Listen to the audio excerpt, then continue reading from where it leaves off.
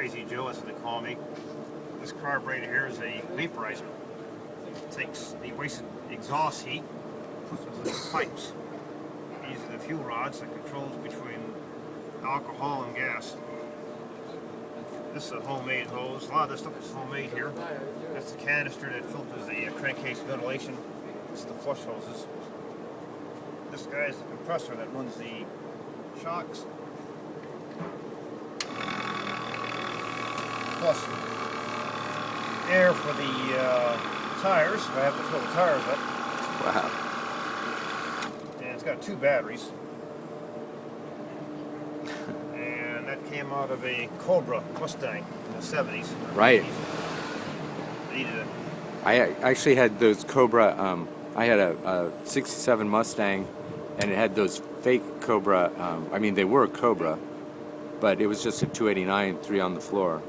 And he scrapped the machine years ago. And if we would have known then, and what we know now, we would never have done that. So tell me about the fuel efficiency of it. Between 18 and 24 miles a gallon.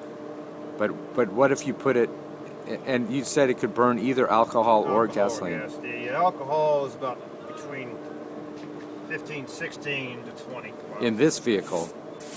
But what if it was in an SUV? You get about 40 miles a gallon, the same carburation setup to 50 miles a gallon. And then in a passenger vehicle, like a... They could get as high as 60 miles a gallon. And now, who already has the patent on this? That would be your Standard Oil company, unfortunately.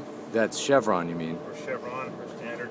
So the same. They've got no interest in having vehicles get that kind of mileage. They pulled the porcelain engine that Ford had designed and built. It doesn't need a radiator on the porcelain. It has direct fuel injection in the cylinders. And in an SUV, it should be 64 miles a gallon. Wow. And the only thing it has for radiator is the oil cooler.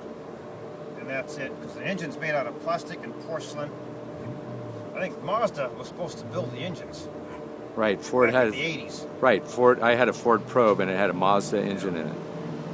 And that went the way of the Dodo, unfortunately. Because Chevron wanted to be selling more oil. Thanks very much. Sure. What was your name? Joe. Joe? Thanks, Joe. Silvestro's the last name. Thank you, Joe. I really appreciate you telling me all this. Thanks a lot.